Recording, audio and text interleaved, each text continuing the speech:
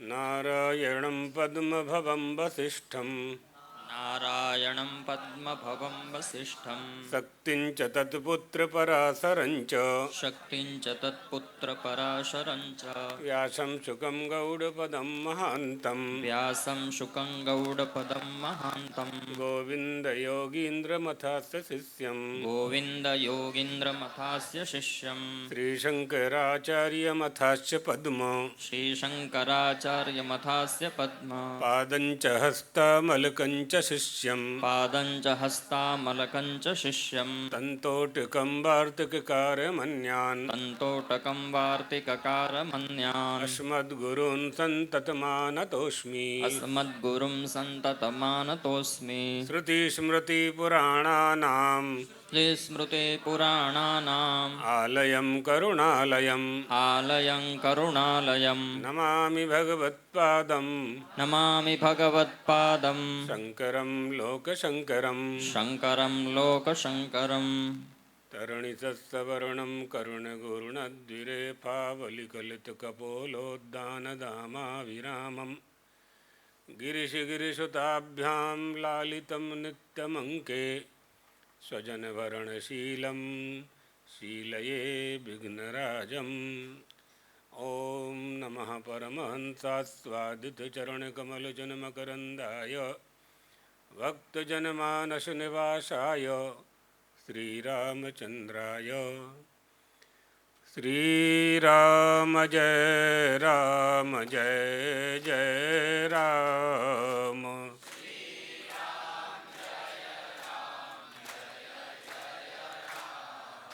श्रीराम जय राम जय जय राम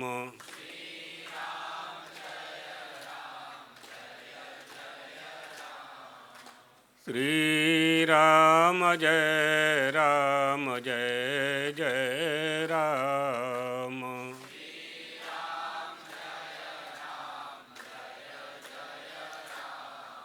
धर्म की अधर्म का प्राणियों में विश्व का गौ माता की द्वारकाधीश भगवान की जगत गुरु शंकराचार्य पीठाध्याधीश्वर सद्गुरुदेव भगवान की हर हर महादेव।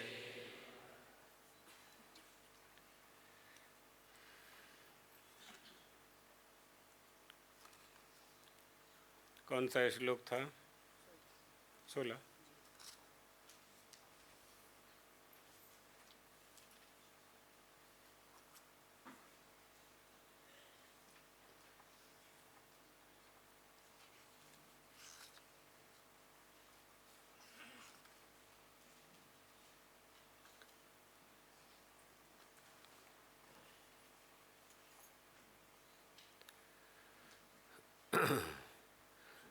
इतः च शोकमोहौ अकृत्या शीतोष्णादि सहनं युक्तम यस्मात् नाशतः।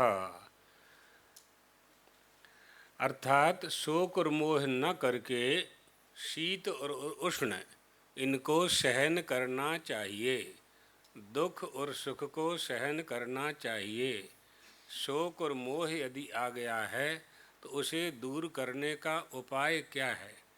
कोई वस्तु आपके पास से चली गई है या किसी की हमारे अत्यधिक स्नेही व्यक्ति की मृत्यु हो गई है तो आपके पास क्या उपाय है?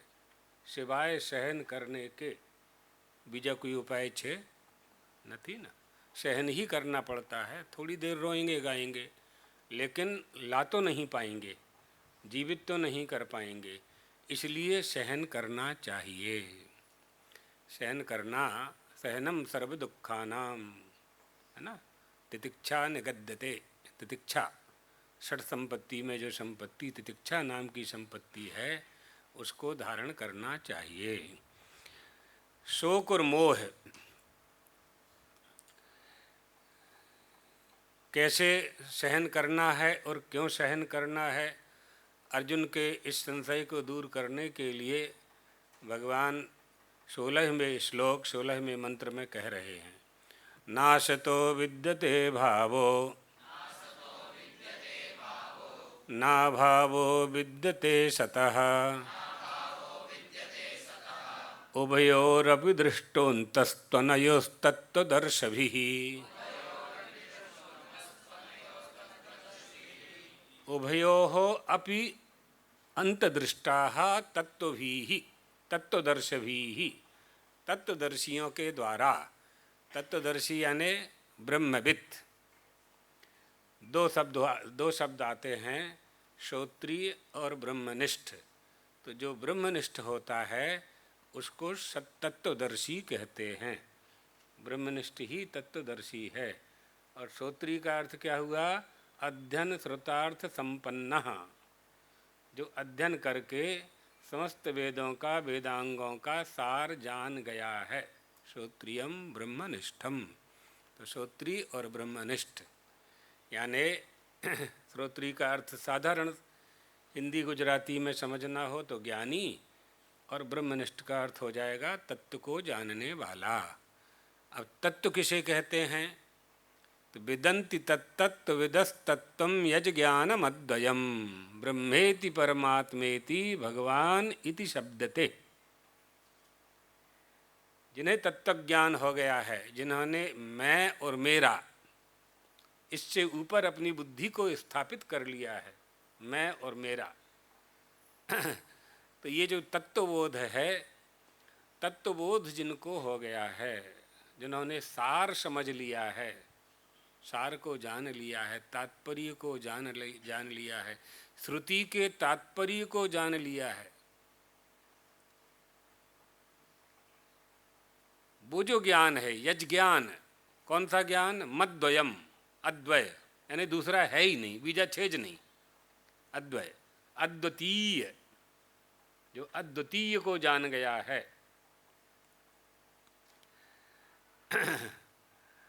वो तत्व, और उसको जानने वाला तत्वज्ञानी, उसका धारक। तो क्या कह रहे हैं? तत्वदर्शी क्या जानता है कि असत वस्तु की कभी सत्ता नहीं हो सकती। जो वस्तु नहीं है उसकी कभी सत्ता नहीं हो सकती, और सत का कभी अभाव नहीं हो सकता है। सत क्या है?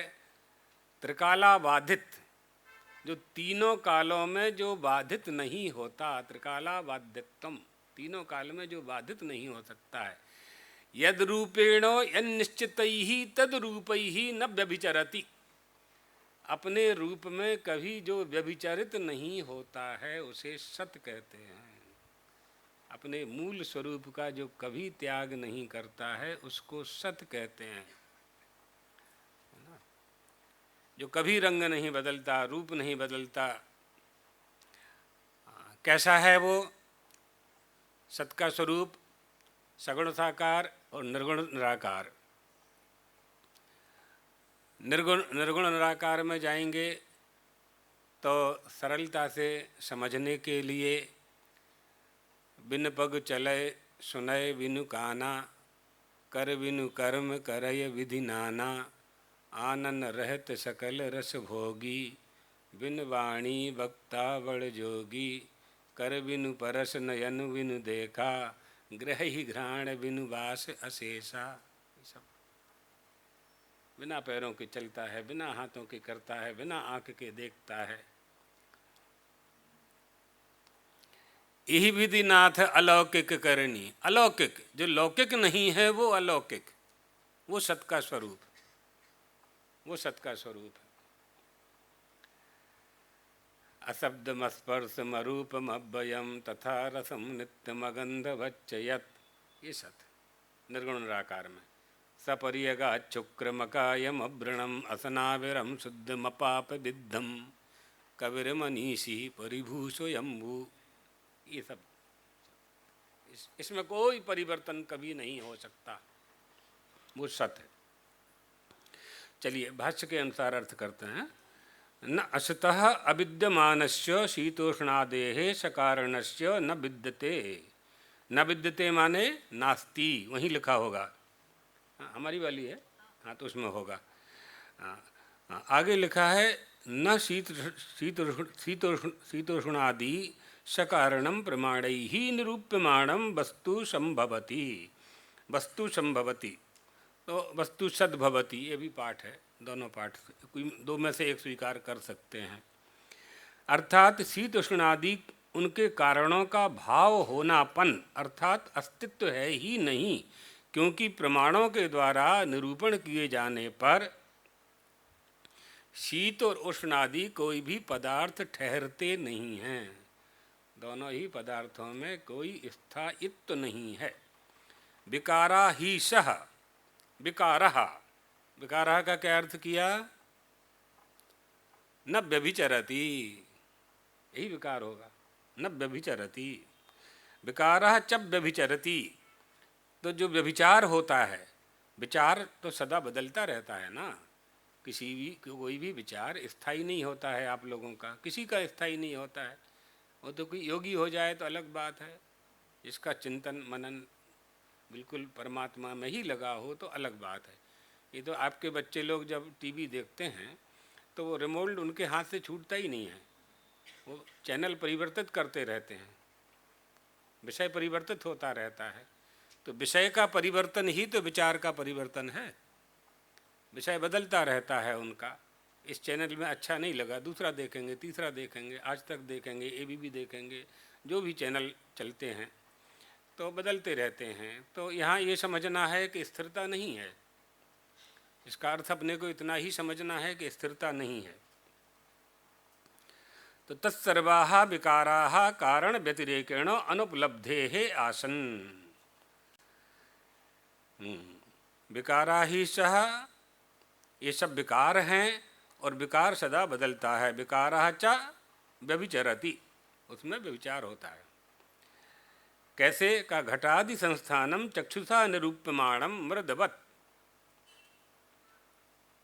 जैसे चक्षु के द्वारा घटादि का आकार मिट्टी को छोड़कर कुछ भी उपलब्ध नहीं होता।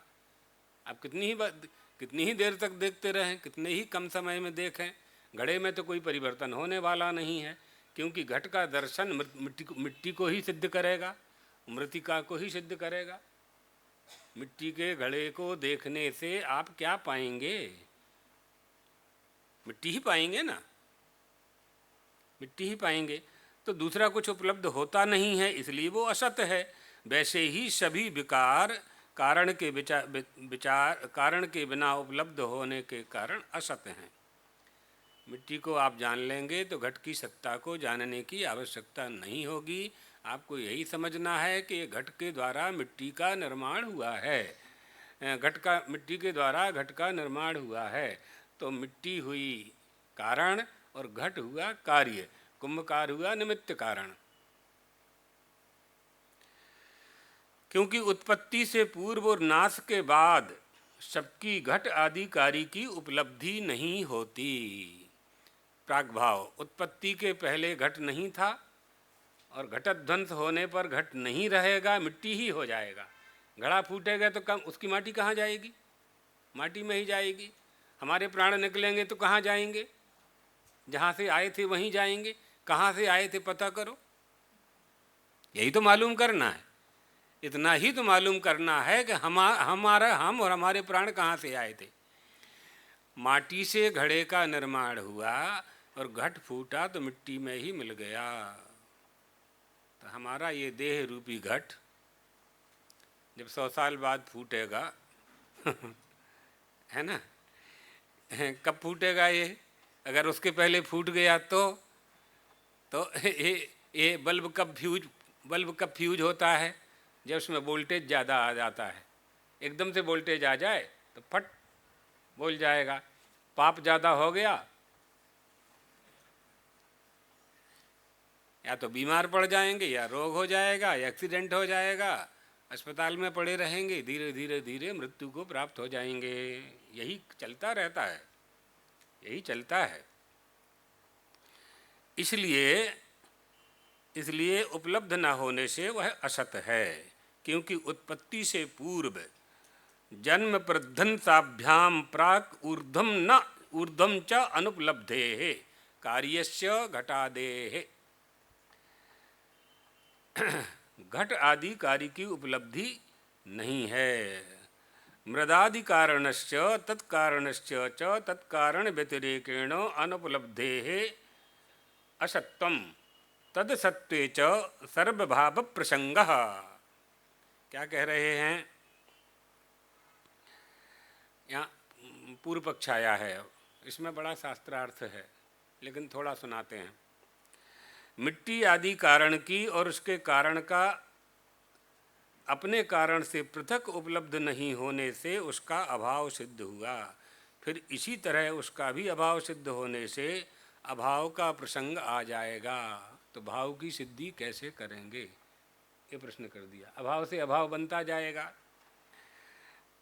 तो वेदांती ने उत्तर दिया कि ना, सर्वत्र बुद्धि, सर्वत्र एक सी बुद्धि नहीं होती है। दो तरह की बुद्धि सर्वत्र दिखाई पड़ती है, एक सी बुद्धि सर्वत्र होती ही नहीं है। यह कहना ठीक नहीं है, क्योंकि सर्वत्र सत बुद्धि और असत बुद्धि दोनों ही बुद्धियां उपलब्ध होती हैं, दोनों ही प्राप्त होती हैं। इसलिए यद विषया बुद्धि न व्यभिचरति तत्सत, जो बुद्धि व्यभिचरित नहीं होती है वो सत है। जिस पदार्थ की विषय करने वाली बुद्धि बदलती नहीं है, व्यभिचरित क्या है? जिसमें परिवर्तन नहीं होता है, बदलती नहीं है, वो सत है। और जिसको विषय करने वाली बुद्धि बदलती है वो असत है। इस प्रकार सत और असत के दो विभाग हो जाएंगे, बुद्धि के दो विभाग हो जाएंगे, सत बुद्धि और असत बुद्धि, दो विभाग हो जाएंगे, सत और असत। सर्वत्र द्वे बुद्धि ही सर्वे उपलभ्येते, सर्वत्र दो ही बुद्धियां प्राप्त होती हैं, उपलब्ध होती हैं।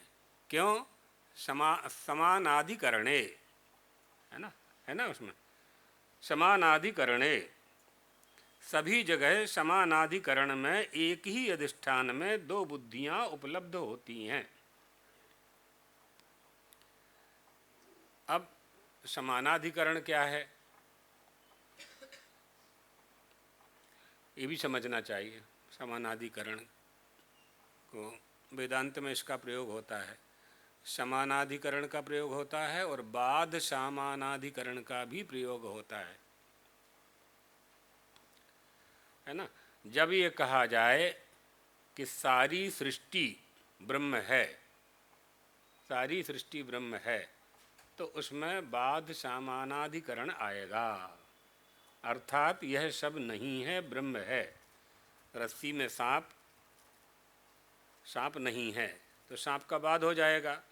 किसी ने कहा कि रस्सी में सर्प है और माँ आ गई प्रकाश लेकर के, नहीं बेटा सांप नहीं है, तो सांप का बाध हो गया ना। तो क्या बची? रस्सी बची। तो जगत का बाध करोगे तो क्या बचेगा? ये बाध समानाधिकरण। तो मान लो कि दृश्य प्रपंच है ही नहीं, दृश्य प्रपंच है ही नहीं। अगर दिखाई पड़ रहा है तो वो क्या है? तो किससे दिखाई पड़ रहा है? नेत्रों से। तो नेत्र भी कहाँ हैं? नेत्र भी कहाँ हैं? वो भी तो नहीं रहते 80-90 साल में, नेत्र कहाँ रहते हैं? न तत्र चक्षुर्गच्छति न वाक् न मनो न विद्मो न विजानीमो। मोतियाबिंद आ गया या चले गए, नेत्र विहीन हो गए, तो सब तो छोड़ छोड़ के जा रहे हैं। तो जब सब छोड़ छोड़ करके जा रहे हैं, नेत्र इंद्री अपने धर्म का त्याग कर रही है, कर्णेंद्री अपने धर्म का त्याग कर रही है, रसनेन्द्री अपने धर्म का त्याग कर रही है। तो जिनके जो धर्म हैं, तो नेत्र का धर्म है रूप का दर्शन करना, तो मोतियाबिंद हो गया, कांचियाबिंद हो गया, रेटिना खराब हो गया, तो कहाँ दर्शन होता है? नहीं होता है दर्शन। तो दृश्य प्रपंच है ही नहीं। जो दिखाई पड़ता है वो क्या है? वो ब्रह्म ही है। कैसे ब्रह्म है हम कैसे मान लें? अरे तुमने रस्सी में सांप तुमने कैसे माना था, और फिर रस्सी को सांप क्यों नहीं माना प्रकाश आने पर? तो अज्ञान में आप जगत को सत्य मान रहे हो, और जब गुरु ने ज्ञान दे दिया, गुरु के ज्ञान रूपी प्रकाश की किरण से जन्म जन्मांतर के अज्ञान का नाश हो गया।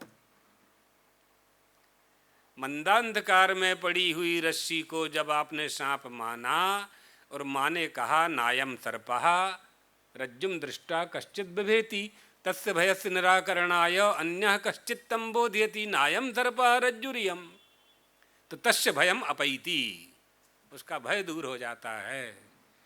इसी तरह से गुरु कहता है ये जगत तुम जो दिखाई पड़ रहा है तुम्हें, ये सत्य नहीं है। ऐसा सुनते ही आपकी अज्ञान जन्य बुद्धि का नाश हो जाता है, ज्ञान आ जाता है ना। और सरल करके बता रहे हैं, किसी ब्राह्मण ने कहा कि मैं चांडाल हूँ, तो गांव के लोगों ने कहा भैया तुम्हारे माता पिता तो ब्राह्मण हैं, तो जिसके माता पिता ब्राह्मण हैं उससे जन्म लेने वाला बालक बालिका ब्राह्मण ही होगा, दूसरा तो हो नहीं सकता। तो तीसरा व्यक्ति वहाँ खड़ा हुआ था, सयाना, उसने कहा भैया मत बात करो, नशा करके आया हुआ है। तो मैं ब्राह्मण नहीं हूँ ये कौन कह रहा था? नशा कह रहा था तो ब्राह्मण वो, लेकिन सुरापानी था, अपने आप को ही कह रहा है कि मैं ब्राह्मण नहीं हूँ। हम अपनी पहचान बना लेते हैं। एक व्यक्ति नशा करके नाली में गिर गया, घर से चला था जूता पहन करके, नए जूते थे अच्छे काले रंग के, और नशा किया और बेहोश हो गया, नशा चढ़ गया तो नाली में गिर गया। तो लोगों ने, गांव के लोगों ने उठा करके नाली के ऊपर उसको रख दिया। एक व्यक्ति आया, उसने कहा जूता अच्छे नए हैं, तो दोनों पैर के जूते निकाले और ले गया। अब नशा में कहाँ ध्यान रहता है जूता वूता का, ले गया निकाल के। सवेरे वो उठा तो उठ करके लोगों ने कहा कि भैया तुम यहाँ क्यों पड़े हो, अपने घर जाओ। कहा कि मैं कौन हूँ? कहा तुम रामदास हो। नहीं मैं रामदास नहीं हूँ। अरे भैया हम जानते हैं तुम रामदास हो, तुम्हारा वहाँ घर है, जाओ, हम तुम्हारे पिताजी को भी जानते हैं और तुमको भी जानते हैं। नहीं नहीं मैं रामदास नहीं हूँ। क्यों रामदास नहीं हूँ? क्योंकि मैं जब घर से आया था तो मैं जूता पहन के आया था और अब मेरे पैर में जूता नहीं है, तो जूता को हमने अपनी पहचान बना ली, जूता को पहचान बना ली और ये कहा कि जूता नहीं है तो इसका मतलब हम नहीं हैं, जूता नहीं है तो हम नहीं हैं। तो ये जो ओळखान है ना तुम्हारी, ओळखान जो हो तो खरा, ये पहचान है क्या हमारी? कौन सी पहचान है हमारी? उस पहचान को, उस अविज्ञान को वो यदि हम वास्तव में समझ लें तो भ्रम ही ना हो कभी। तो इसलिए वो ब्राह्मण कहता था कि मैं चांडाल हूँ, नशा में कह रहा था चांडाल हूँ, था तो ब्राह्मण। इसीलिए ये हुआ बाध सामानाधिकरण। बाध सामानाधिकरण का एक और उदाहरण है स्थान और वही पुरुषः। ठूंठ को हमने पुरुष मान लिया, ठूंठ को भूत मान लिया या पुरुष मान लिया।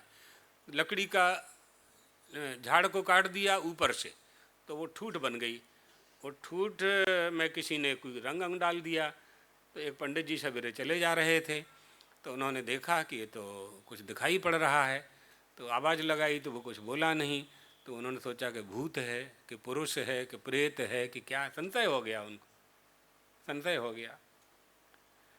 कुछ देर के बाद सूर्योदय हुआ, हल्का सा सूर्योदय हुआ तो उन्होंने देखा कि वो तो ठूंठ है। तो वो जो उनकी भ्रांति थी कि भूत है या पुरुष है, उसका बाद हो गया ना, उसका बाद हो गया। यही बाध समानाधिकरण। और समानाधिकरण क्या है? अपर्याय वाचकत्वे सति भिन्न प्रवृत्ति निमित्तकत्वे सति समान विभक्तकत्वे सति एक समवेतत्वं समानाधिकरण्यम। ये समानाधिकरण। जब ये कहा जाता है कि जीव ही ब्रह्म है, जीव ही ब्रह्म है, तब यहाँ मुख्य समानाधिकरण लग जाएगा। ब्रह्म ही जीव के रूप में सृष्टि है, जीव के बिना सृष्टि स्थिर है, जीव के बिना सारी सृष्टि जितनी भी सृष्टि दिखाई पड़ रही है उसकी स्थिरता कहाँ है? तो मूल में जाना पड़ेगा आपको, क्योंकि सृष्टि में तो आना और जाना है, सृजन हुआ है ना। जिसका सृजन हुआ है, जिसका उत्पादन हुआ है, जिसको प्राप्त किया गया है, जो प्राप्तकारी है, वो आने जाने वाला होगा। इसलिए इसलिए जहाँ समान विभक्ति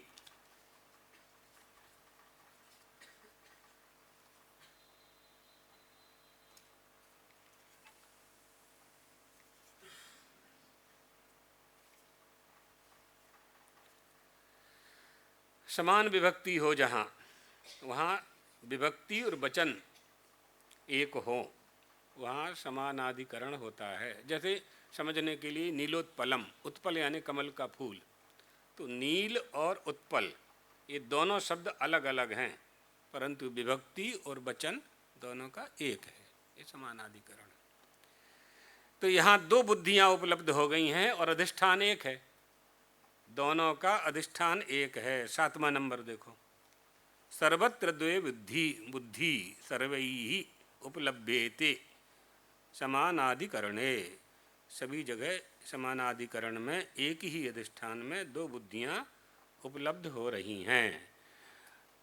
नीलोत्पलवत सन घटः सन पटः सन हस्ती, है ना, स्पष्ट कर रहे हैं।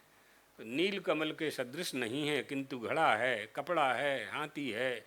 इस तरह सब जगह दो दो बुद्धियां उपलब्ध हो रही हैं, यानी घट पट नहीं है और पट घट नहीं है। घट माने घड़ा जानते ही हैं आप, पट माने कपड़ा। कपड़ा घट नहीं है और घट पट नहीं है। इसी तरह से दोनों बुद्धियों में घटादि को विषय करने वाली बुद्धि बदलती है, ये जो पहले दिखलाया जा चुका है। परंतु सत बुद्धि में कभी परिवर्तन नहीं होता, इसलिए सत बुद्धि का कभी नाश नहीं हो सकता।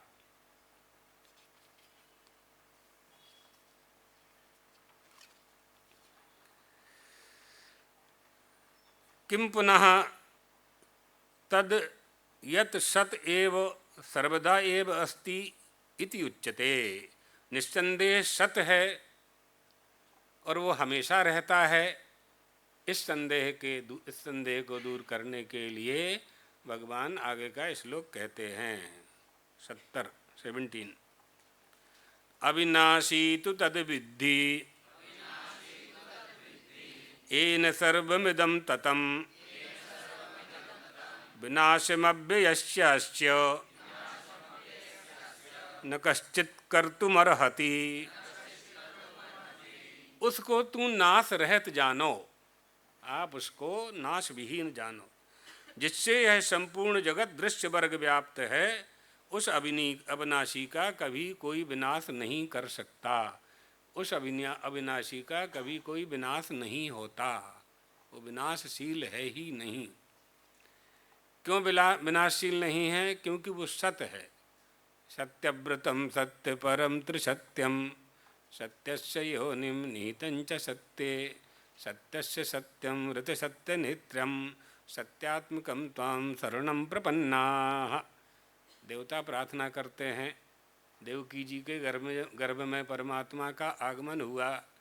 देवता आकर के कारागार के चारों तरफ खड़े होकर के हाथ जोड़ कर के प्रार्थना कर रहे हैं, प्रभु आप सत्यव्रत हैं, आप सत्य के लिए ही सत्य का दर्शन कराते हैं, आप सत्य के लिए ही अवतार लेते हैं, सत्य का पालन करते हैं, सत्य की रक्षा करते हैं, सत्य को धारण करते हैं। सत्यस्य योनिम, सत्य की योनि भी आप हैं। जगत जन्मादि का जो कारण है वो आप ही है। सत्यस्य निहितं च सत्ये, आप में ही सत्य की सत्ता है। ऐसे सत्यात्मक परमात्मा को हम नमस्कार करते हैं। एकायनोऽसौ द्विफलस्त्रिमूलः चतुरसः पंचविधस्सडात्मा सप्तत्वगष्टविटपो नवाक्षी दशच्छदी द्विखगो आदिमूला। आप ही एकमात्र हैं, पूरे संसार रूपी वृक्ष की जड़, संसार रूपी वृक्ष आप ही हैं, आपके सिवाय कुछ नहीं। ये पूरा संसार एक वृक्ष है। वृक्ष की उपमा दी गई है, गीता में ही आएगा आगे। हाँ, अविनाशी ना विनष्टुम शीलम अस्य इति, जिसका नाश होना स्वभाव नहीं है उसको अविनाशी कहते हैं। भगवत पादाद्य शंकराचार्य जी ने, भाष्यकार ने एक एक शब्द का खूब अच्छा अर्थ किया है।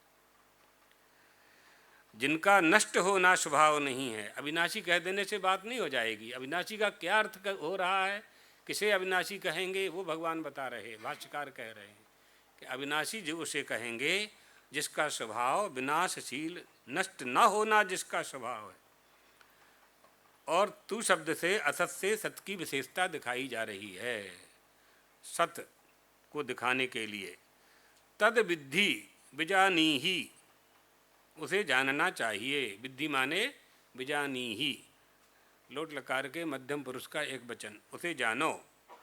किम येन सर्वम इदम जगत, ये पूरा जो जगत है, तद्व्याप्तम सदाख्येन ब्रह्मणा सकाशम आकाशेन एव घटादयाः।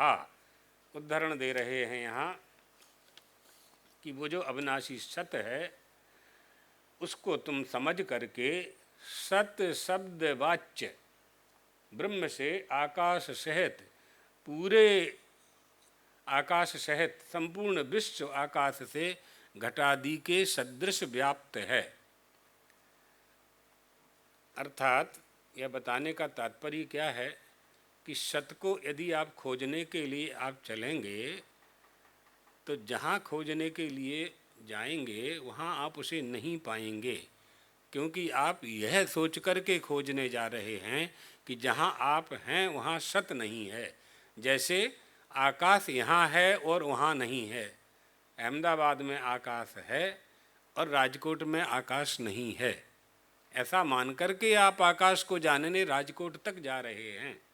तो अहमदाबाद में भी आकाश है और राजकोट में भी आकाश है, उसे जानने के लिए वहाँ जाने की आवश्यकता नहीं है। पूरा जब प्रलय हो गया, पूरी सृष्टि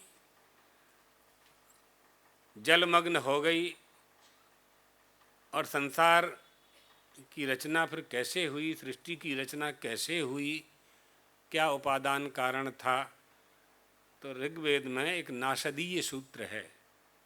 नासदीय सूत्र में ये कहा गया है, ना सदासीत तदानीम नासीद रजोनो व्योमा पुरोयत किमावरीवह कह कस्त सरमन अम्बह किमासीद गहनम गभीरम। ना सदासीत, नासीद रजह तदानीम, सत्वगुण रजोगुण तमोगुण जब कुछ भी नहीं था उस समय मैं था।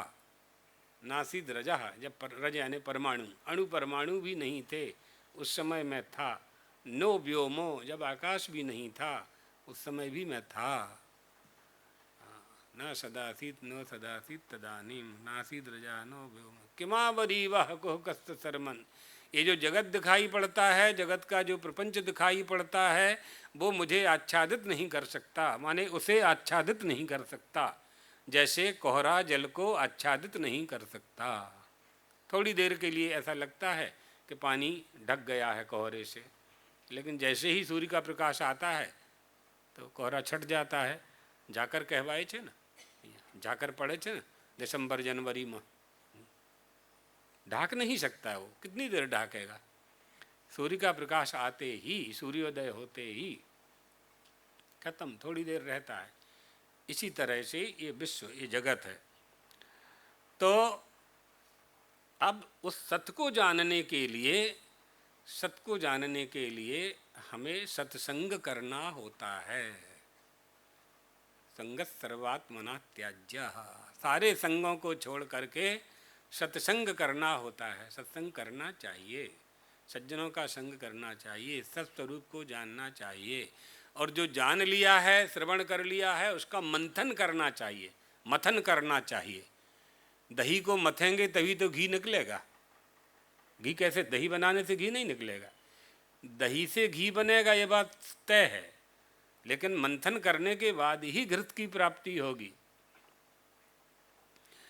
तो दूध से दही, दही से मक्खन, मक्खन से घृत, घृत से पुड़ी, इसका ये सब नियम का पालन करना पड़ा, प्रोसेस का पालन करना पड़ा, तभी जाकर के घृत आदि की और उसके द्वारा निर्मित व्यंजनों की प्राप्ति मनुष्य को होती है।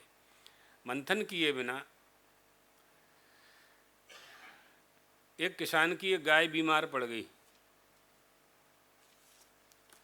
तो गाय बीमार पड़ी तो वैद्य जी के पास गया और वैद्य से कहा कि हमारी गाय बीमार है। तो वैद्य ने कहा कि 1 पाव काली मिर्च और 1 पाव घी दोनों मिला करके और गौ माता को दे देना, ठीक हो जाएगी। ठीक है, घर चला गया, बाजार से काली मिर्च ली और ले जाके काली मिर्च को पीसा और गाय को खिला दिया, और घी मिलाया नहीं। तो वो काली मिर्च तो गर्म होती है, तेज होती है, तो और बीमार पड़ गई गाय। फिर वैद्य जी के पास आया, हमारी गाय तो और अधिक बीमार पड़ गई। तो वैद्य जी ने कहा तुमने क्या दिया था? और आपने कहा था कि काली मिर्च और घी देना है, तो मैंने दे दिया था। दोनों को मिलाया था कि नहीं? बोले नहीं, घी नहीं दी मिलाया, काली मिर्च पीस करके गाय को दे दी। घी क्यों नहीं मिलाया? घी तो गाय से ही होता है। तो मैंने सोचा घी तो है ही उसमें, मिलाने की जरूरत क्या है? मंथन किए बिना घी निकलेगा गाय में से? दूध ही तो निकलेगा। समझाने के लिए बोला हमने। तो मंथन करना पड़ेगा। मथानी जब तक नहीं चलाओगे, अपने विचारों की मथानी जब तक नहीं चलाओगे, तब तक आपको तत्व की प्राप्ति नहीं होगी। दुख भोगना प्रारब्ध में है, और वो तो जीव जंतु को भी भोगना पड़ता है, प्रत्येक प्राणी को भोगना पड़ता है। भोगने के लिए ही वो अपने अपने शरीरों को धारण कर पाते हैं। मनुष्य की विशेषता यह है, मनुष्य का सामर्थ्य यह है कि अपने प्रारब्ध की प्राप्ति के बाद भी प्रारब्ध में जो दुख लिखा है उसको भी दूर करने की शक्ति मनुष्य में है। भजन से, भक्ति से, सत्संग से, साधना से प्रारब्ध को वो ठीक कर सकता है। करने की प्रक्रिया उसको मालूम होनी चाहिए, कर सकता है। प्रारब्ध का फल भोगना पड़ता है, लेकिन प्रारब्ध को ठीक करने के लिए ही तो मनुष्य का शरीर मिला है। जिस कारण से प्रारब्ध का निर्माण हुआ है और वह प्रारब्ध का निर्माण हमें अनुकूल फल नहीं दे रहा है, तो उस प्रारब्ध का निर्माण नहीं करना मनुष्य का ही तो काम है। प्रारब्ध किसी क्रिया से ही तो बनेगा, किसी कर्म से ही तो बनेगा, सत्कर्म से ही तो बनेगा, या जो नहीं करना चाहिए वही किया है उससे बनेगा। तो जो नहीं करना चाहिए अगर हमने वही किया है और उसका फल है दुख, उसका फल है रोग। रोग कैसे आता है मनुष्य को? 2 ही कारण से रोग आता है ना मनुष्य को, या तो पूर्व जन्म के पाप के कारण या आहार विहार की अशुद्धि के कारण। 2 ही कारण से रोग आता है। तो आहार विहार की अशुद्धि से रोग आ जाता है, मनुष्य बीमार पड़ जाता है, भोजन ठीक नहीं करता है, मांस भक्षण करने लगता है, सुरापान करने लगता है, गंदी जगह रहने लगता है, विहार करने लगता है, तो बीमार होता है। 1 साल का बालक बीमार हो गया, उसने तो कोई आहार विहार किया नहीं, माँ का दूध पिया, माँ के दूध में कभी दोष हो नहीं सकता, फिर वो बीमार क्यों पड़ा? तो पूर्व जन्म कृतम पापम, यहीं जाना पड़ेगा। क्या उत्तर है किसी के पास? किसी के पास कोई उत्तर ही नहीं है इसका। 6 महीने का बालक बीमार हुआ है, तो क्यों बीमार हुआ है वो? तो इसलिए आहार विहार की, आहार शुद्ध सत्य शुद्धि, आहार विहार की शुद्धि होनी चाहिए, सदाचार में आना चाहिए। आचारहीनम न पुनन्ति वेदाः, आचारहीन को कोई पवित्र नहीं कर सकता है। इसलिए हमारी संस्कृति में सबसे पहले सदाचार है, उसके बाद उपासना है। सदाचार के बाद उपासना है। प्रातःकाल उठो, धरती को नमस्कार करो, स्नान करो, जिस बाल्टी के डोल के जल से स्नान कर रहे हो उसमें हाथ रखो, उसमें बोलो गंगे च यमुने चैव गोदावरी सरस्वती नर्मदे सिंधु कावेरी जलेस्मिन सन्निधं कुरु। सातों नदियों का आवाहन आपने बाल्टी में ही कर लिया। आपकी नदी, आपके ही स्नान घर के डोल में सातों नदियों का जल आ गया। ये सनातन धर्म कितना सूक्ष्म है, आप देखिए। नहीं जा सकते नदी, आप नदियों में स्नान करने, तो उपाय बता दिया ना। जाना ही चाहिए, लेकिन नहीं जा सकते तो ये भी तो उपाय है, करो। स्नान किया है, फिर सूर्य भगवान को अर्घ्य दिया है, प्राणायाम किया है, संध्या बंदन की है, गायत्री की माला करी है। जिनको अधिकार है, जिनको अधिकार नहीं है, उन्होंने मंत्र का जाप किया है, गुरु मंत्र का जाप किया है। जिनको कुछ नहीं मालूम है उनको नमः शिवाय तो मालूम है, श्री राम जय जय राम तो मालूम है, रमे रामे मनोरमे राम रामेति रामेति, ये तो कर ही सकते हो ना। हरे राम राम राम हरे हरे, इतना तो कर ही सकते हैं। प्रातःकाल उठ करके आपके विश्राम कक्ष में अच्छे चित्र होना चाहिए। माता पिता हैं तो उनको प्रणाम करो, नहीं हैं तो उनके चित्र को प्रणाम किया। गुरु को प्रणाम करो, गुरु की पादुका घर में रखो, उसको प्रणाम करो। ये सब सदाचार है। इसके बाद यज्ञ जप तप मख है। बड़े बड़े यज्ञ करेंगे और संध्या नहीं करेंगे, तर्पण नहीं करेंगे, सूर्य को अर्घ नहीं देंगे, है ना, कुछ नहीं मिलने वाला, कुछ नहीं मिलने वाला। कोई दोष तो नहीं लगेगा, लेकिन मिलेगा भी कुछ नहीं। और दोष भी है, विधिहीनस्य यज्ञस्य सद्यः कर्ता विनश्यति। विधिहीन कोई भी पूजा कार्य करने से कर्ता को उसका फल प्राप्त नहीं होता है, नुकसान भी होता है, नष्ट भी हो जाता है। इसलिए विधि का पालन करना चाहिए। हम सब सनातन धर्मावलंबी हैं, हिंदू धर्मावलंबी हैं। हिंदुओं को अपने धर्म का बोध प्राप्त करना चाहिए। सबसे बड़ी कसौटी है, हिंदुओं को अपने धर्म ग्रंथों का अध्ययन करना चाहिए, अपने धर्म ग्रंथों को पढ़ना चाहिए, पढ़ाना चाहिए, और अपने बच्चों को अपने साथ में मंदिर ले जाना चाहिए, सत्संग में ले जाना चाहिए जब भी समय मिले। नहीं मिलता तो रविवार को तो समय मिल ही जाता है, तो उनमें संस्कार पड़ेंगे। तभी आज तक जो धर्म आपके पास सुरक्षित प्राप्त हुआ है, तो आपके जाने के बाद भी तो वह सुरक्षित होना चाहिए। ये जिम्मेदारी भी आपकी ही है, क्योंकि आपने उस धर्म से कुछ पाया है, आपने उस धर्म के पालन से कुछ पाया है, शांति पाई है, आनंद पाया है, सुख पाया है। तो आपकी संतान को भी वह अवसर आपको देना चाहिए। जिस तरह से आप धन कमा करके बेटा बेटी के लिए रख रहे हैं, इसी तरह से उससे अधिक संस्कार दे करके जाना चाहिए। धन तो स्थूल वस्तु है, आपका बेटा आपसे ज़्यादा कमा लेगा, ऐसा आशीर्वाद उसको दो कि वो तुमसे ज़्यादा कमाए, लेकिन संस्कार तो आपको देना ही चाहिए। वो कहाँ से लाएगा?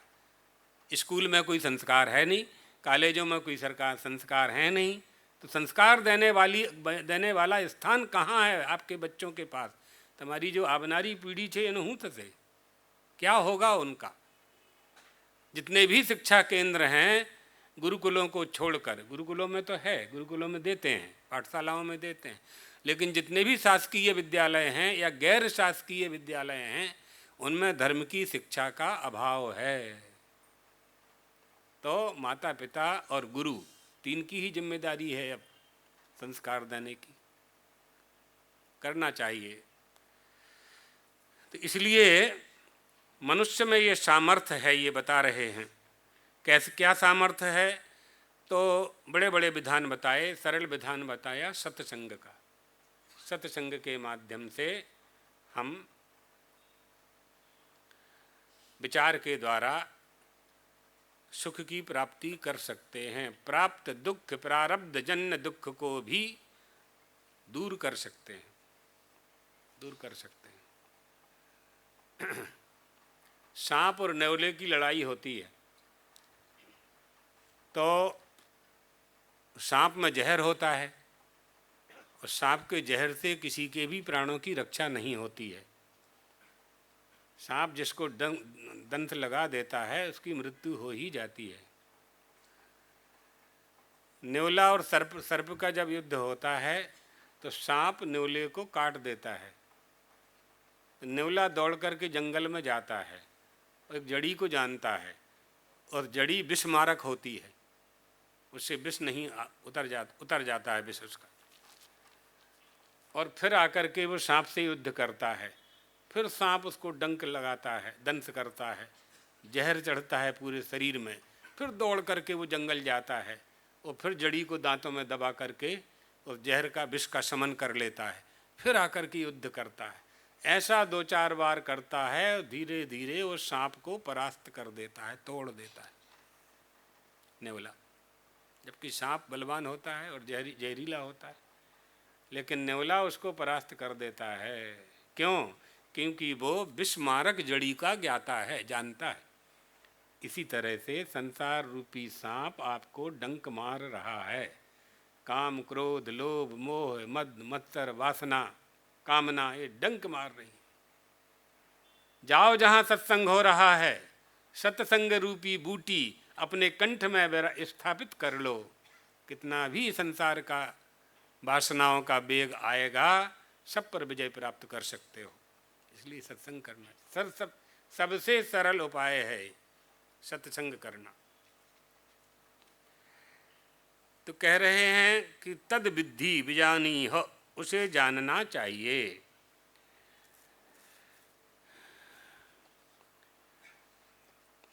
विनाशम अदर्शनम अभावम, इस अव्यय का अर्थात जिसका व्यय नहीं होता है, जो घटता नहीं है, जो बढ़ता नहीं है, उसको अव्यय कहते हैं। आप लोग धन कमाते हैं, कपड़ा खरीदने जाते हैं तो धन का व्यय हो जाता है। अव्यय, अविनाशी, अविनाशी का व्यय नहीं होता है ना। घटता बढ़ता नहीं है, उसे अव्यय कहते हैं। उसका विनाश करने में यानी अभाव करने में किसी का सामर्थ्य नहीं है, किसी की ताकत नहीं है, उससे अधिक सत्ता नहीं है किसी के पास। न एतत् सदाख्यम ब्रह्म स्वेन रूपेण वेति, क्योंकि वह सत नामक ब्रह्म अवयव रहित होने के कारण देहादि की तरह अपने स्वरूप से भ्रष्ट नहीं होता, नष्ट नहीं होता। हाँ, क्योंकि उसका व्यय नहीं होता। नहीं अपि आत्मीयेन, आत्मीय भावात, इसका कोई निजी पदार्थ नहीं होने के कारण निजी पदार्थों के नाश हो जाने से भी उसका नाश नहीं होता।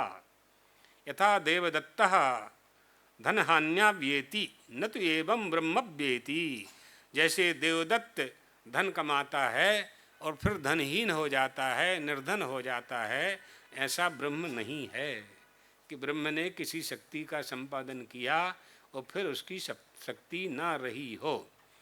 ब्रह्म ने यानी त्रिपाद विभूति स्थान में रहने वाले परमात्मा विष्णु भगवान ने अपने ही 4 रूप धारण किए, राम, लक्ष्मण, भरत, शत्रुघ्न के रूप में, और अयोध्या में दशरथ के पुत्र के रूप में अवतीर्ण हुए। लेकिन उनकी वहाँ त्रिकाल यानी वैकुंठ में जो सत्ता थी उसमें कोई कमी नहीं हुई, वहाँ रहे हो। वहाँ रहते ही, अभी आप लोग यहाँ आए हो तो घर में नहीं हो आप, जब यहाँ से जाओगे तो यहाँ नहीं रहोगे, घर में रहोगे, है ना। भगवान इसलिए भगवान है, वो इसलिए भगवान है, अव्यय है, अविनाशी है, इसलिए क्योंकि वो सर्वज्ञ है, जीव अल्पज्ञ है। वो परमात्मा सर्वशक्तिमान है, जीव अल्प शक्तिमान है। वो अज है, उसका जन्म होता है, जन्म नहीं होता है, और मनुष्य का जन्म होता है। इसलिए वो मायोपाधिक है और जीव अविद्योपाधिक है। मायोपाधिक यानी कारण की उपाधि और कार्य की उपाधि। कारणोपाधि ईश्वरः और कार्योपाधि जीवः, दोनों की उपाधि को अलग कर दो, ब्रह्म सिद्ध हो जाएगा। उसे जानना, वो अविनाशी है।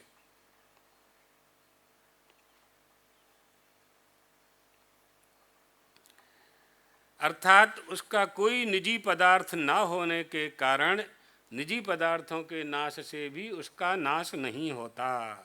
जैसे देवदत्त अपने धन की हानि से हानि वाला होता है, ऐसा ब्रह्म नहीं होता।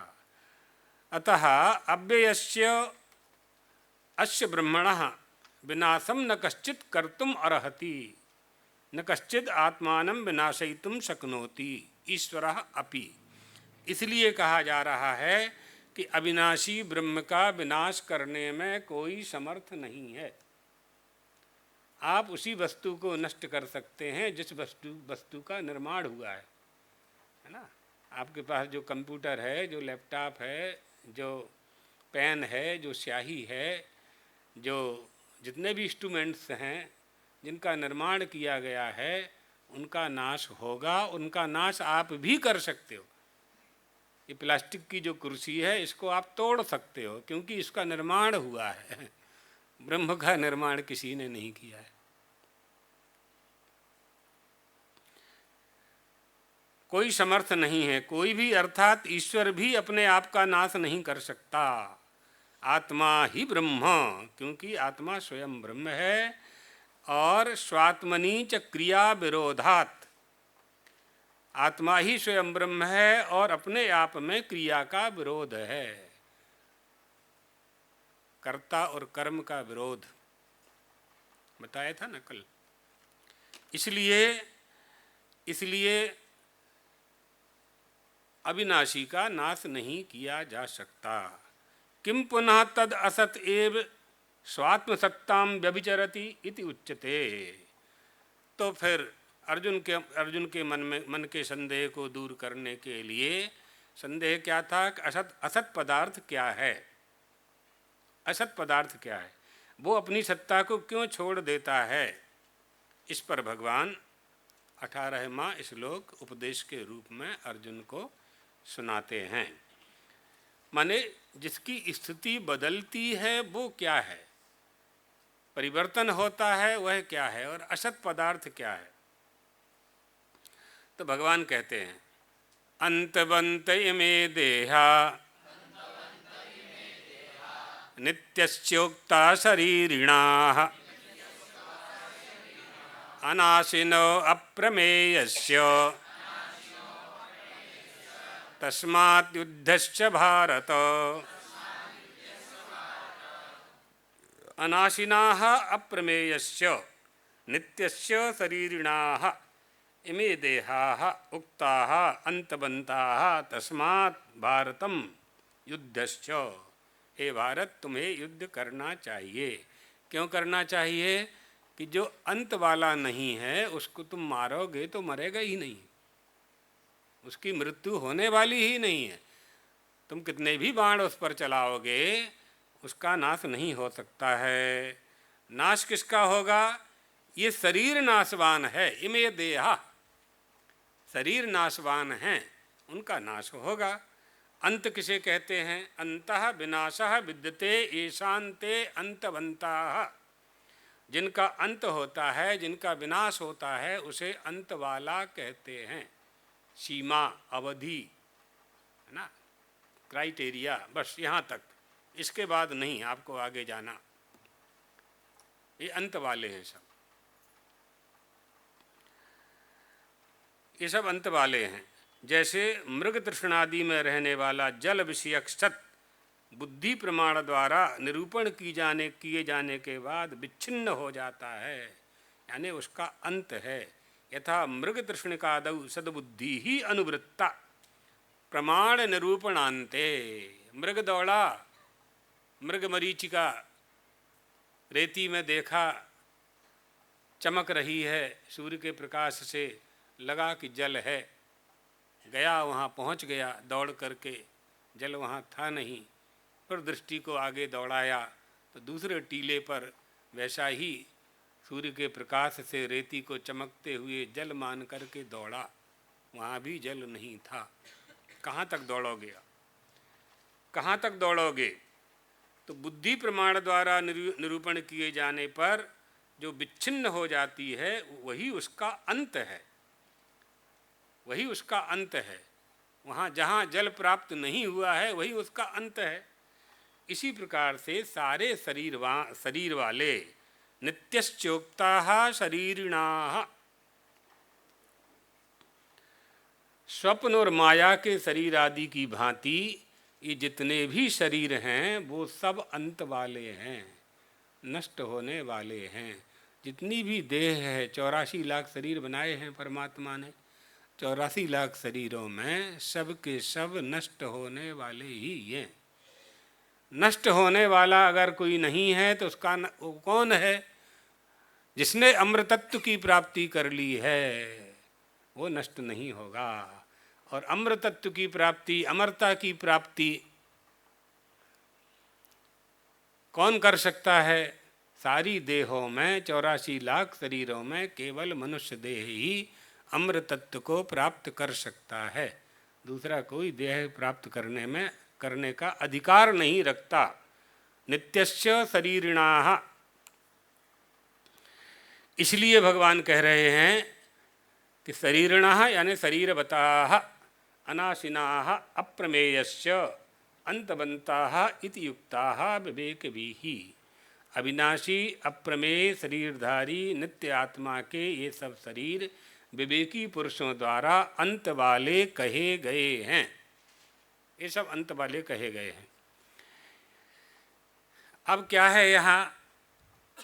अप्रमेय अनाशिनो अप्रमेयस्य, अनाशिनः और अप्रमेय। तो अप्रमेय क्या है? प्रमेय माने जानना, प्रमेय माने ज्ञेय, जिसे जाना जाता है। कौन जानता है? जो जानता है उसको प्रमाता कहते हैं। कैसे जानता है? प्रमाणों के द्वारा जानता है। तो प्रमाता, प्रमाण और प्रमेय किसका आश्रय लेकर के जानता है? प्रमा का आश्रय लेकर के जानता है। तो प्रमाता, प्रमा, प्रमाण और प्रमेय, ये चार हो गए। ध्याता, ध्यान और ध्येय। ध्याता, ध्यान और ध्येय। ज्ञाता, ज्ञान और ज्ञेय। ज्ञाता कौन है? मैं। किसे जानना चाहता हूँ वो उसका ज्ञेय। ईश्वर को जानना चाहता है कि संसार की कोई वस्तु को जानना चाहता है, गंगा जी को जानना चाहता है, मकान को जानना चाहता है कि देवदत्त का मकान कहाँ है, तो वो उसका ज्ञेय हो जाएगा। अध्यात्म में जाएंगे तो ईश्वर को जानना चाहता है तो उसका ज्ञेय हो जाएगा। तीसरा बना लो उपासक, उपासक, उपासना और उपास्य। उपास्य अद्वैत वेदांत सिद्धांत एक कर देता है, उपासक को और उपास्य को एक कर देता है। तो उपासक उपासना के द्वारा उपास्य को जानता है, ज्ञाता ज्ञान के द्वारा ज्ञेय को प्राप्त करता है, प्रमाता प्रमाण के द्वारा प्रमेय को प्राप्त करता है। तो प्रमेय को प्राप्त कर लेंगे। यहाँ तो कह रहे हैं अनाशिनो अप्रमेयस्य, वो अप्रमेय है, उनको प्रमाणों से प्राप्त, उसे प्रमाणों से प्राप्त नहीं किया जा सकता है। जितने भी प्रमाण हैं, प्रत्यक्ष प्रमाण, अनुमान प्रमाण, उपमान प्रमाण, अर्थापत्ति, अनुपलब्धि इत्यादि जितने भी प्रमाण हैं, 6 प्रमाण, 9 प्रमाण, 4 प्रमाण, सिद्धांतों के अनुसार अलग अलग माने गए हैं 2 प्रमाण, इन प्रमाणों से वह नहीं जाना जा सकता। क्यों नहीं जाना जा सकता? क्योंकि वह अप्रमेय है। जाना कौन जाता है? प्रमातुम योग्य, जो जानने के योग्य है वो प्रमेय है। अगर वो जाना जाएगा तो प्रमेय बन जाएगा, अगर वो जाना जाएगा तो आपका प्रमेय बन जाएगा, ये बिल्कुल तय बात है। अर्थात प्रमाणों के द्वारा जो जाना जाए वो प्रमेय, और जो किसी प्रमाण से न जाना जाए, तात्पर्य जो प्रमाता का विषय नहीं है वो अप्रमेय है। प्रमाता कौन है? आप ही प्रमाता हो, जानने वाला ही प्रमाता है ना। पढ़ने वाला, आप लोग पढ़ने के लिए आए ना, श्रवण करने के लिए आए, तो आप जो पढ़ रहे हैं उस वो पढ़ने वाले आप प्रमाता हैं, जानने वाले हैं, ज्ञाता हैं। किसको जान रहे? ज्ञान को। तो ज्ञान आपका ज्ञेय हो गया, ज्ञान आपका ज्ञेय हो गया। इसी तरह से जिसे आप जानना चाहते हैं वो आपका प्रमेय है, और जो जिसका नाश नहीं होता है वो अप्रमेय है। उस अप्रमेय को तुम कैसे जानोगे? उस अप्रमेय को कैसे जानोगे? तो अप्रमेय, अप्रमेय कौन हो सकता है? जिसे नहीं जाना जा सकता, हाँ, जिसे नहीं जाना जा सकता, परमात्मा श्री राम अप्रमेय है। उनकी शक्ति, उनके बल, उनके स्वभाव, उनकी लीला, उनके चरित्र, उनके स्वभाव, उनके बल, वीर्य, पौरस, उनके ऐश्वर्य, उनका समग्र ज्ञान, समग्र ध्यान, समग्र बल, समग्र यश को नहीं जान सकते। परमात्मा श्री राम के बल को नहीं जान सकते। परमात्मा श्री कृष्ण के बल को नहीं जान सकते। कंस कहाँ जान पाया? रावण कहाँ जान पाया? जान पाता तो युद्ध ही नहीं करता। सीता जी को ले ही नहीं जाता, ले गया तो ले आता, समर्पित कर देता। गलती हो गई। हनुमान जी ने समझाया भी था, प्राप्तम धर्म बलम तावत स्यादयम राक्षसेश्वरः। बहुत तपस्या की तुमने, फल पाया उसका, शक्ति प्राप्त की। फलमश्चाश्च धर्मश्च, अधर्म का फल प्राप्त करने का समय आ गया। सीता जी का अपहरण करके तुमने जो पाप किया है उसका फल प्राप्त करने का समय अब आया है। यही कर फल पा बहुगो आगे, बानर भालू चपेटन लागे। बानर भालू उठा के पटकेंगे, चपेट लेंगे आपको, तमाचा भी मारेंगे, लाफा मारिश। इसलिए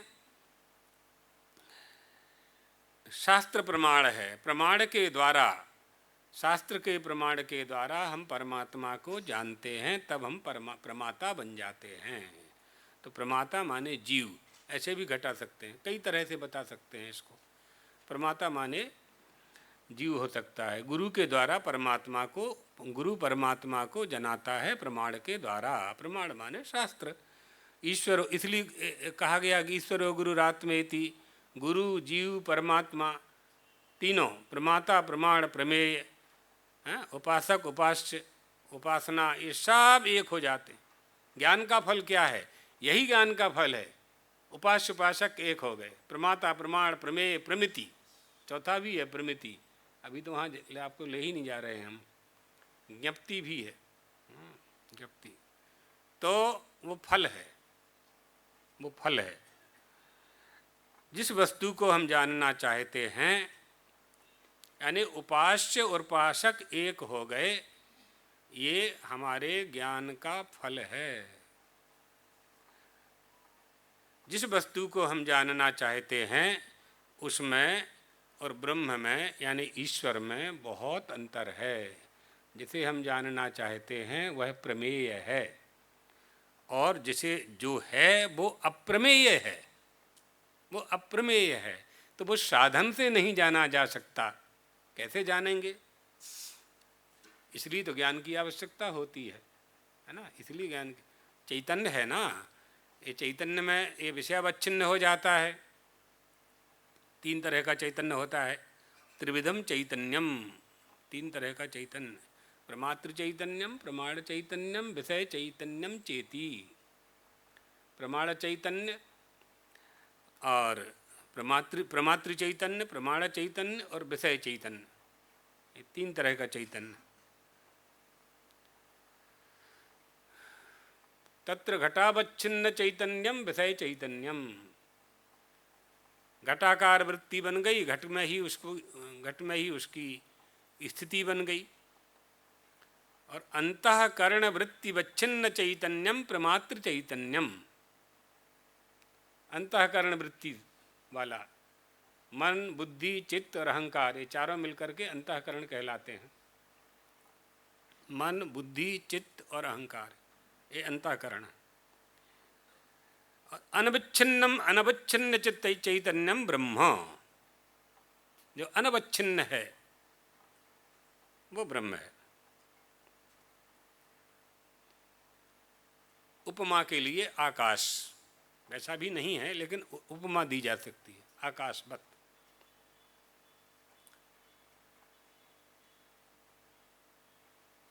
और वही ब्रह्म जो कूटस्थ है, कूटस्थ ब्रह्म जीवेशौ वित्तेवं वित् चतुर्विधा घटाकाश महाकाशो जलाकाशाब्रखे यथा। वही चैतन्य, वह एक चैतन्य चार विभाग कर लेता है, चार विभाग कर लेता है। महाकाश, घटाकाश, मठाकाश, मठाकाश यानी मकान, चार विभाग कर लेता है। और समझना हो तो राम, लक्ष्मण, भरत, शत्रुघ्न, एक ही विष्णु भगवान, परमात्मा विष्णु भगवान तो एक ही थे। और जब यज्ञनारायण भगवान महाराज दशरथ को चरु का पात्र देने लगे, खीर का पात्र देने लगे, तो यहाँ पृथ्वी ने पुकारा कि पापियों का भार, रावण का भार मुझसे सहन नहीं होता है। तो भगवान ने मनुष्यावतार लेने का संकल्प कर लिया। अब कहाँ अवतार लें, किसको पिता बनाएं? तो ध्यान किया उन्होंने।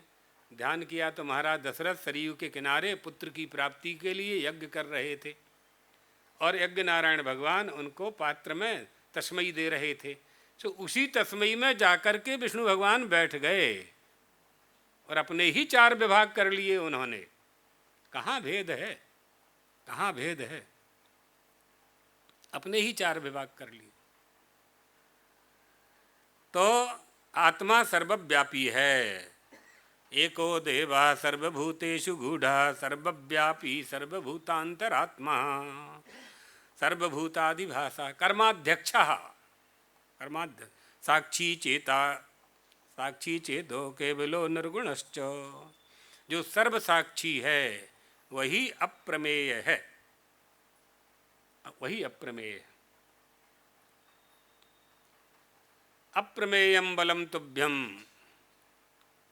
जिसका बल कोई नाप नहीं सकता, सीमा जिसकी नहीं, कोई अवधि जिसकी नहीं। वामन भगवान बलि की यज्ञशाला में चले गए और बलीस ने कहा कि महाराज भले पधारे। भागवत जी में आप लोगों ने कथा श्रवण करी होगी। तो उनको वाद्यर्घ से पूजा की और कहा कि महाराज यज्ञशाला में आप आए हैं, आप कुछ हमसे मांग लो। उन्होंने कहा नहीं, हमें कुछ नहीं चाहिए। अरे महाराज, हमको कृतार्थ करने के लिए, हमको धन्य करने के लिए कुछ मांग लो। नहीं माने बलि। तो भगवान ने कहा ठीक है, तो 3 पैर धरती दे दो। एक पैर में ही सब कुछ नाप लिया, ये अप्रमेयता है। इसलिए सुनाया हमने, अप्रमेय का अर्थ बता रहे हैं अभी। एक पैर में ही सब कुछ नाप लिया उन्होंने। वामन भगवान का प्रभाव अप्रमेय है ना। वेद मंत्र में भी पढ़ते हो ना, पादो, हाँ, या पादोश विश्वाभूतानि, है ना। आगे भी त्रिपादस्यामृतं दिवि, ये अप्रमेयता है, यही अप्रमेय है। भगवान वामन यानी एक पैर से त्रैलोक्य नाप लिया। तो वो जो आत्मा है हमारा, वो अप्रमेय है। आत्मा जो हमारा साक्षी है, इस देह का जो साक्षी है, इस देह का जो देही है, वो अप्रमेय है। अंतबंत, अंतबंत का अर्थ समझ ही गए, कल्पित शरीर हैं सब, है ना।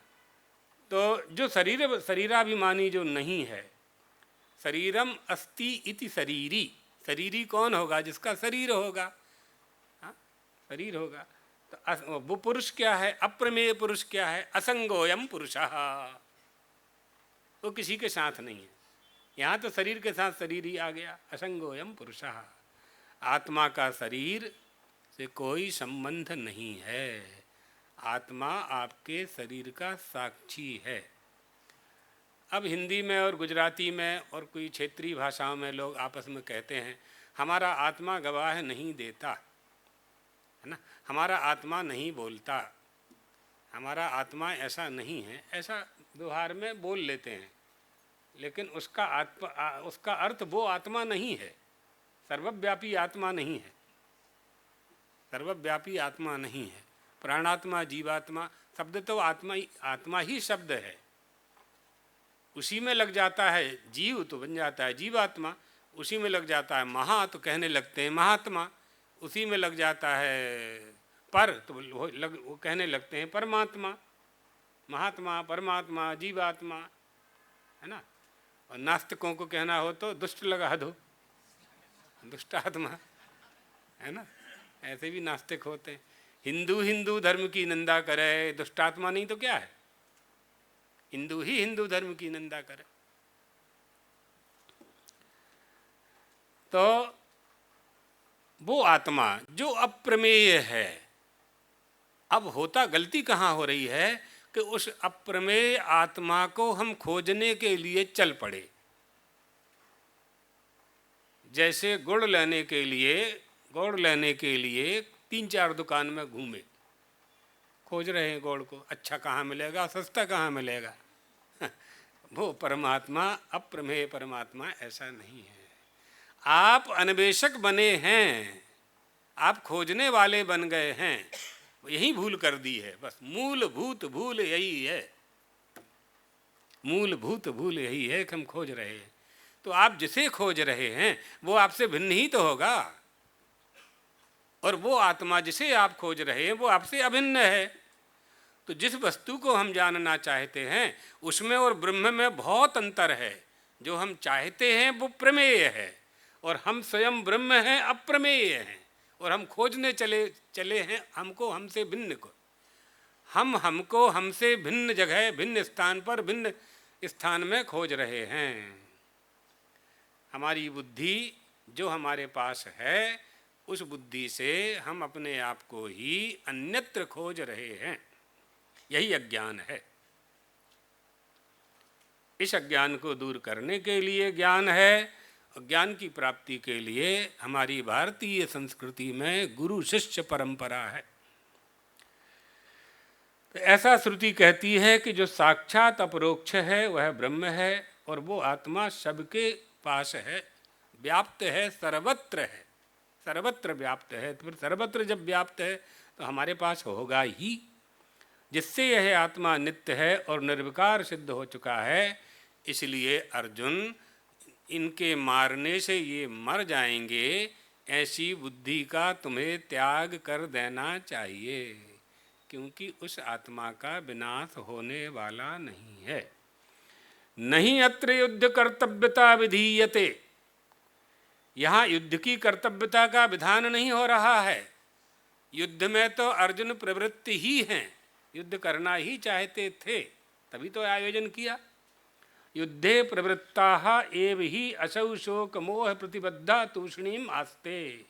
युद्ध में प्रवृत्त हुआ अर्जुन शोक मोह से प्रतिबद्ध हो करके चुप हो रहा था, चुप हो रहे थे, शांत हो रहे थे। भगवान कर्तव्य के प्रतिबंधक को नष्ट कर रहे हैं।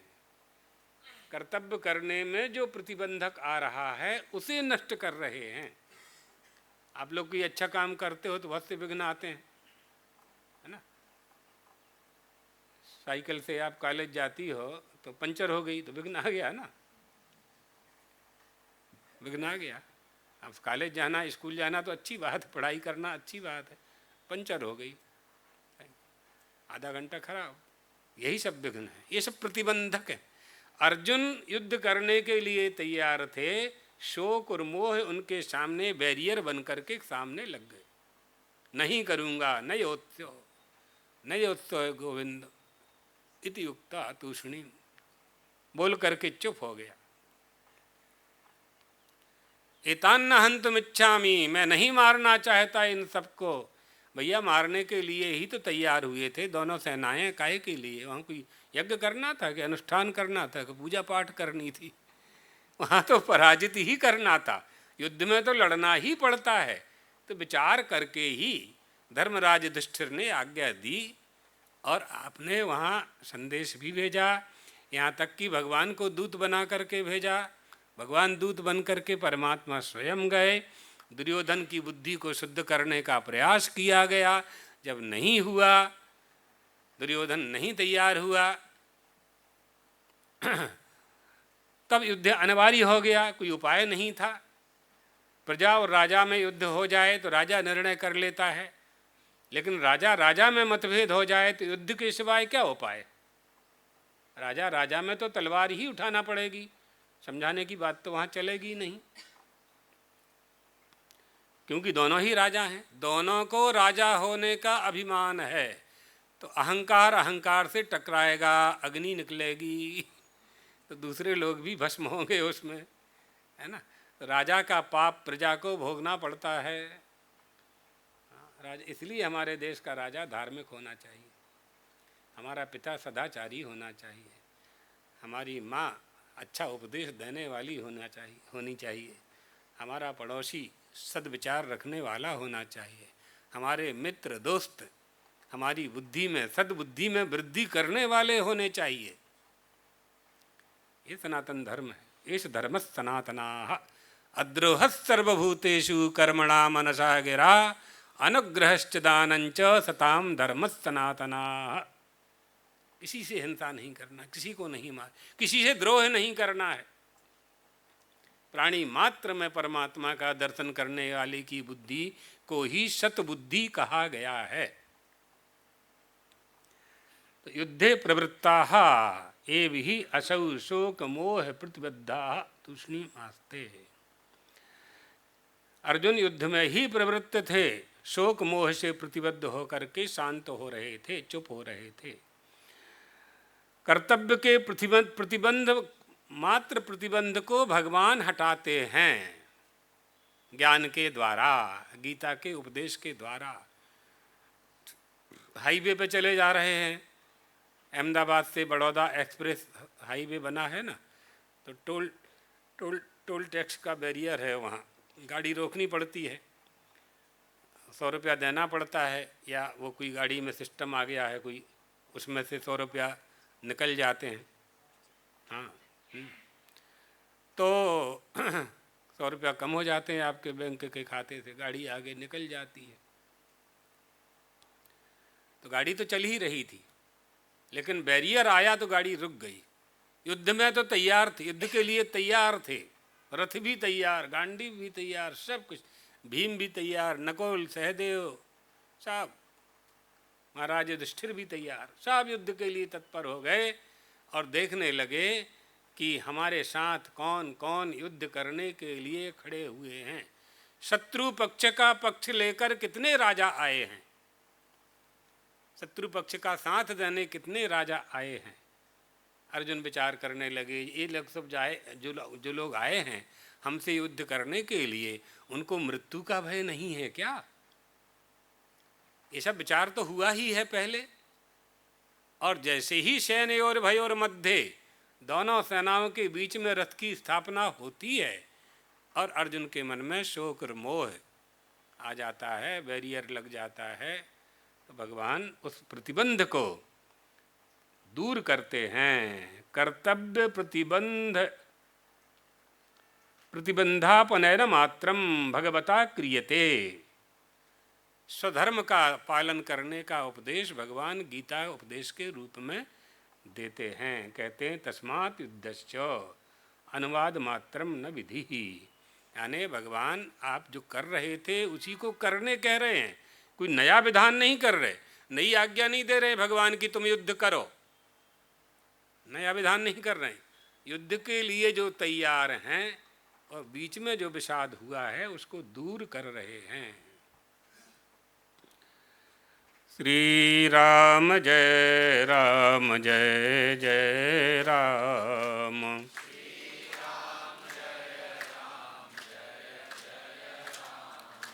श्री राम जय राम जय जय राम।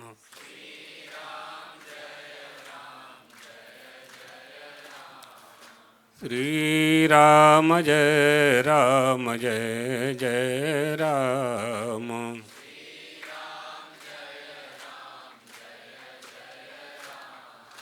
प्यारे जरा तो मन में विचारो,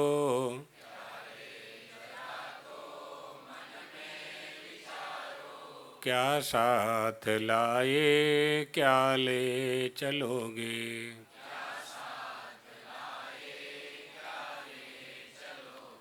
जाता सदा साथ यही पुकारो।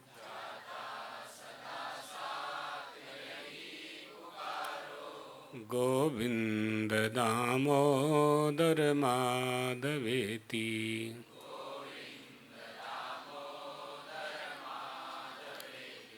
गोविंद दामोदर माधवेति।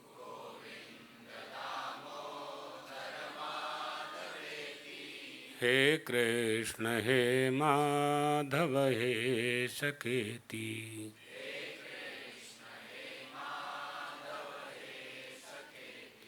गोविंद दामोदर माधवेति।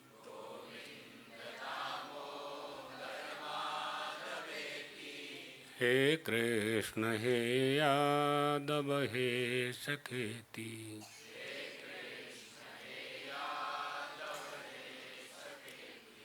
श्री कृष्ण गोविंद हरे मुरारे।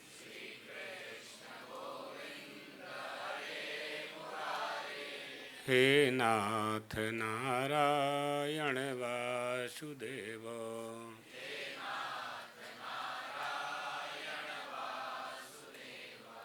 द्वारकाधीश भगवान की, जगतगुरु शंकराचार्य भगवान की, जगदम्बा महारानी की।